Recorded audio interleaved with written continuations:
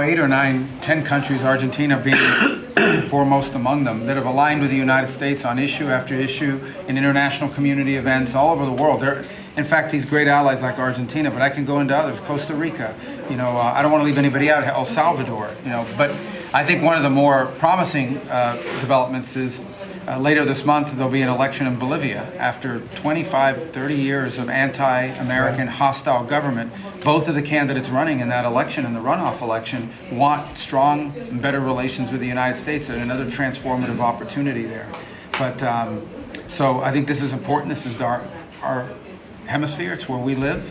And having strong neighbors such as this. And great progress has been made, really. And we'll make more. Absolutely. Over the last 9 months. Really over the last 9 months. Yeah, please. Mr. President, from Argentina, Buenos Aires, do you imagine soon a free trade agreement with Argentina?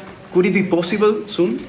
Yeah, it will be. Well, we're going to discuss some of it today. But no, we want to help Argentina. And we want to always help ourselves. But we want to help Argentina. And one of the ways we can do, they have great product. And we used to do a lot of trade, and then if you look at what the Democrats, well, they didn't know. They didn't know. Honestly, they didn't know what they were doing. But a lot of that trade disappeared, and they have great product. So we will be trading with Argentina, and it'll be helpful to them, and it's helpful. It's good for us also. Mr. President, was China trying to draw a wedge between the U.S. and Argentina by buying soybeans from Argentina and not U.S. farmers? I would say so. And China on the port fees. China they've likes to increased draw port fees on wedges. U.S. ships too. Yeah, sure. I mean, I guess that's natural. It's China, and it's natural, but it's not gonna mean anything in the end. Mr. President, Mr. President, from Argentina, should Argentina end the China swap and close the space base in Neuquén? I don't think you should be doing business much with. You can do some trade, but you certainly shouldn't be doing beyond that. Certainly shouldn't be doing anything having to do with the military with China. And if that's what's happening, I'd be very upset about that, yeah. And what about the swap? Right? Mr. President, You do understand. Mr. President, what about the swap? Because it's so important for Argentina, the swap. Go ahead. The central bank. The American assistance is not predicated on the swap with China being closed. Any reporting to that effect is incorrect. But you said that Argentina has to export China from your business or from your agenda, and the swap is so important for Argentina. No, I was referring more to ports, military bases, observation facilities that have been created in Argentina. Than the swap? More than the swap? More than the swap. Okay. Mr. President. He was referring to that. Yeah, behind you, please. Yes, President, for Argentina, what's the benefit for United States in helping this way Argentina? Just helping a great philosophy take over a great country. Argentina is one of the most beautiful countries that I've ever seen.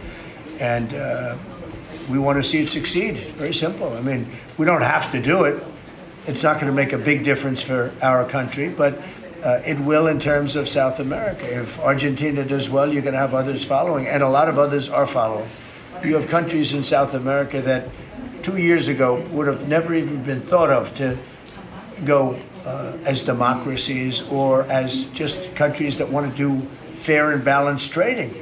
And now you mentioned Bolivia, but there are numerous other countries that are coming our way. And Brazil, as you know, I had a very good conversation with the president. I met him at the United Nations before I went up to speak, and then I found that I didn't have a speech because I had no teleprompter. They turned off my teleprompter purposely. They made it impossible for me. But I mean, you don't know. But it didn't silence me. I spoke without, and it was a good speech. I mean, it was a good speech. But no, think of that. You go into the United Nations, I'm speaking in front of 158 leaders and the whole world. And I look at my teleprompter and it's dead. They killed my teleprompter. They wouldn't let the man that operated into the booth. Can you believe that? But you don't have any specific interest in economic terms for the state? I do have. No, I want to see it succeed. I think it's going to be great, and we will benefit also. But it's not that big a benefit because it's not that big a country, but it's a very important country, and it's a country that can be very successful. There are some countries that will never be successful. This is a country that has great potential, if it has the right leadership, and you have the right leadership with this man right here. Okay? Mr. President, would you support dollarization? I would say that I'll leave that up to my my economic people, but I like the dollar. I'm very strong on the dollar. And anybody who wants to deal in dollars, they have an advantage over people that aren't. But for the most part, we're keeping it that way. I think if Biden would have, Biden, that group would have gotten elected, meaning Kamala, you wouldn't have the dollar as your currency anymore. You wouldn't have a world domination by the dollar if I didn't win this election. And now the domination, like BRICS. I told anybody who wants to be in BRICS, that's fine, but we're going to put tariffs on your nation. Everybody dropped out. They're all dropping out of BRICS. BRICS was an attack on the dollar. And I said, you want to play that game, I'm going to put tariffs on all of your product coming into the U.S. They said, like I said, we're dropping out of BRICS. And BRICS is like, they don't even talk about it anymore. Scott, you want to add to that, please? We're very happy with the current currency arrangement. Mr. President, Your ABC fake news. Mr. President, on Gaza. Brian, please. First of all, I don't congratulations. take questions from ABC fake news. After what you did with Stephanopoulos to the Vice President of the United States, I don't take questions from ABC fake news. Brian, go ahead. Yes, sir. First of all, congratulations on achieving peace. You are indeed the peacemaker. On a lighter... Did you ever think I was going to be called a peacemaker? Actually, I did. I saw some of the actions you were... Go ahead. But on a lighter note, Alyssa Farah, she is one of the hosts on ABC's show The View. She said a while back, I'll quote, "If Trump gets the Israeli hostages out, I promise I will wear a MAGA hat for one day on this show and say thank you for doing it." Your response? Well, did she put the hat on? Well, she hasn't got the hat yet. Who is it? Which one? Alyssa Farah. Okay. Well, she used to work for me. So she used to work here. I'll tell you about Alyssa. She worked here. She gave me the most beautiful letter when, the administration, the time came up, the election was rigged, I left. She gave me the most beautiful letter you've ever seen. I was a great president. What a great job. Some of the letters been quoted. This is Alyssa, who I never thought was very outstanding. I figured she would not make it. And she didn't have a big role here either.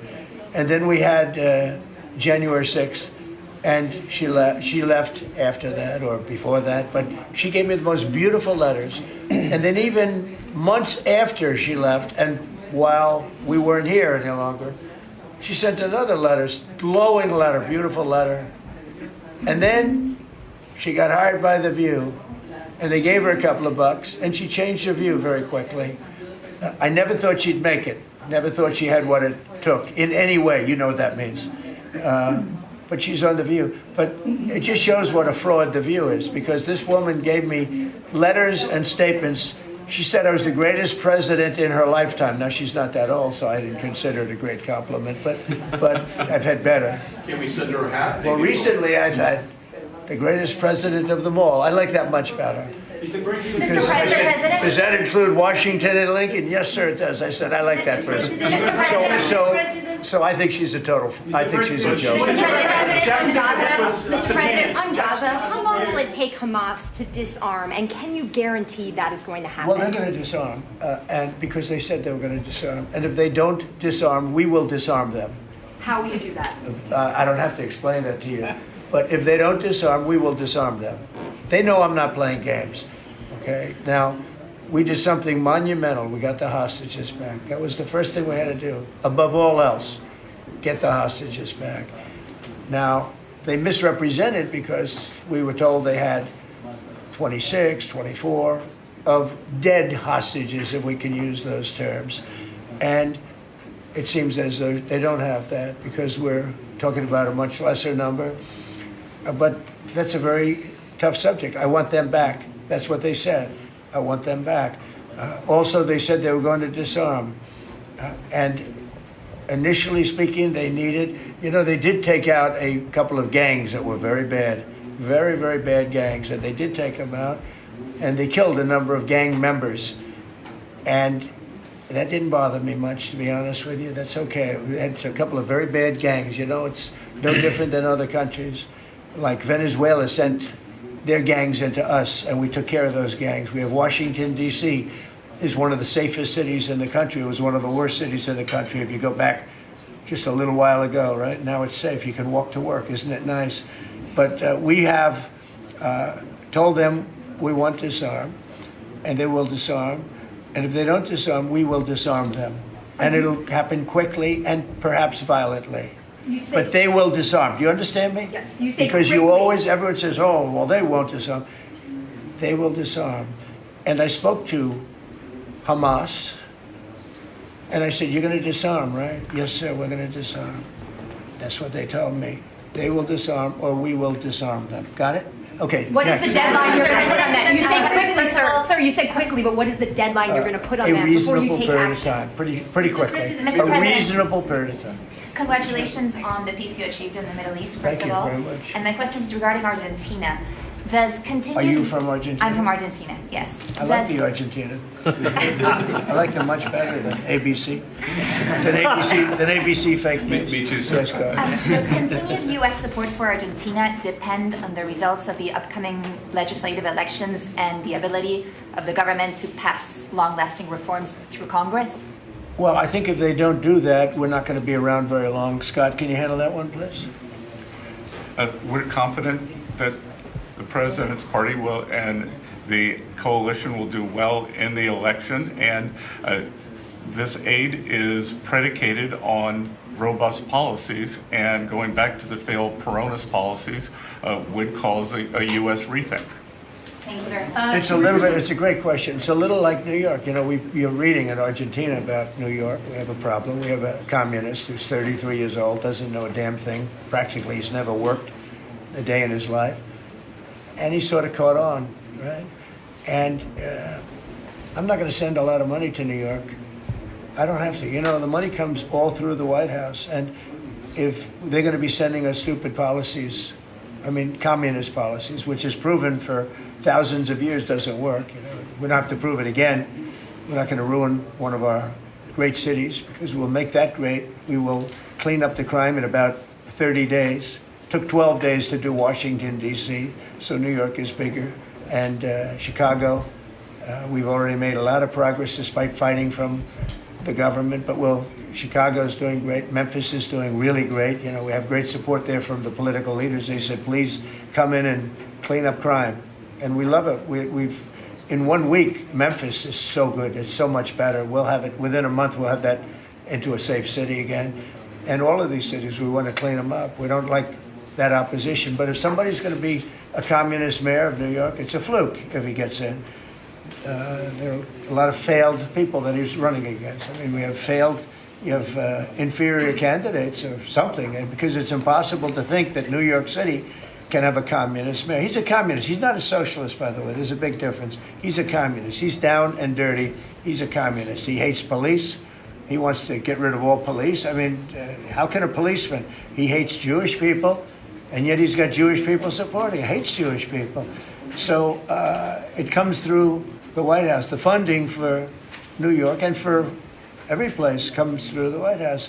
And I'm very generous, and I was always very generous with New York, even when you had opposition there, but I was always very generous. But I wouldn't be generous to a communist, a guy that's going to take the money and throw it out the window, because you're talking about hundreds of billions of dollars. And we're not going to let somebody get into office and squander the taxpayer money from this country. We're not going to let it happen. So it's a little bit like that with, if you take a look at Argentina, if the president doesn't win, I know the person that he'd be running against, I believe, probably. We probably have the person. A person is extremely far left and a philosophy that got Argentina into this problem in the first place. So we would not be generous with Argentina if that happened. If he loses, we are not going to be generous with Argentina. Mr. President. You talk about Argentina and important in the Latin American. What is your plan for Venezuela? But is the terrorism, the narco-terrorism in the President Maduro? What is your plan about it? Venezuela's done a couple of things very badly. Number one, we get drugs and all of that. But we get something in a way worse, because they're a big purveyor of drugs, but we have worse. What they do very well is they send their criminals into the United States, and they send Tren de Aragua, that you know very well. You're from Venezuela, I assume. And they send them in by the thousands, literally. And these are the worst of all. And they emptied their prisons into the United States. They empty their mental institutions into the United States. And because we had a president who's low IQ, he didn't realize what was going on. And the people that are high IQ that surround him, but they happen to be lunatics, radical left, they're highly intelligent, radical left lunatics, okay? So in a way, that's worse than having a guy like Biden. But they ran the show. You heard about the AutoPen. The person that really operated the AutoPen, but it was really the people that told the person that operated the AutoPen what to do. Those are the people that really were president, okay? So we're not going to stand for it in this country. And by the way, that AutoPen thing is under serious investigation. Just this, I don't think you care, because you're from Argentina, you couldn't care less about that. But I just want to say, because I do the weave, you know, the weave, cover a lot of different subjects. But the people that are involved in that AutoPen scam, because he barely signed anything. I mean, this guy, I don't know how you can be president. He barely signed it. But the only thing we can find for sure is that he signed Hunter's pardon, his pardon. Hunter's pardon, I like that. That's a good combination. So we're going to work very much with the president. We think he's going to win. He should win. And if he does win, we're going to be very helpful. And if he doesn't win, we're not going to waste our time, because you have somebody whose philosophy has no chance of making Argentina great again. What's your advice for Milei? Steve, go ahead, Steve. What's your advice for President Milei? Just to check something, you said Hamas assured you that they would disarm. Was that a direct conversation or through Mr. Witkoff? Or? Through my people. Okay. At the highest level. Do you What's think your advice? And it was meant for President? What's your advice for President Milei and Argentina as a political leader? My advice is to hold strong to his principles, because he's right, and he's proving that he was right. He's got one problem. He's got people that are giving him tremendously bad press, even though they know it's wrong. He's got to hold true to his principles, because he's going to win. He's going to win. He's doing the right thing. Everybody knows he's doing the right thing, but you have a radical left sick culture that's a very dangerous group of people, and they're trying to make him look bad. I believe he's going to win out. And we're doing the right way with Do China you in his house. think China? China is, Well, you have to be careful with there's a China. base We have, Patagonia. everybody deals with China. They have to deal with us too.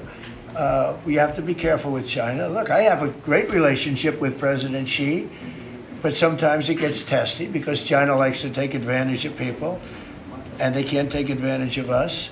But we have a fair relationship with China, and I think it'll be fine. And if it's not, that's okay too. You have to do and go where the punches are thrown. You got to put up the blocks. We have a lot of punches being thrown, and we've been very successful. Look, we have the most success. I think we're the most successful we've ever been as a country. We have now close, I've been saying 17, we have, I think, close to, or maybe even exceeding, $18 trillion going to be invested in the United States. That's more money than ever invested in any country before. Even countries with much bigger populations, like India or like China, nobody's ever had $18 trillion invested in the country. We have, and that's because of November 5th election, because I won. Oh, if she won, you'd be negative. You'd have people getting out of the country. This country would have been in a major depression. If she won, we would have been 1929. They'd like to see that anyway. That's why they keep the government closed. They have a shutdown based on nonsense. They want to give away 1.5, think of it, they want to give away $1.5 trillion to people that come into the country illegally. And as you know, the borders now are closed. But when they hear that they get the greatest health care package in the world and they have no money, but they're living okay in another country, they head up and they start forming caravans and they try and come into our country. But the big problem is they want to give health care to people that should not get health care.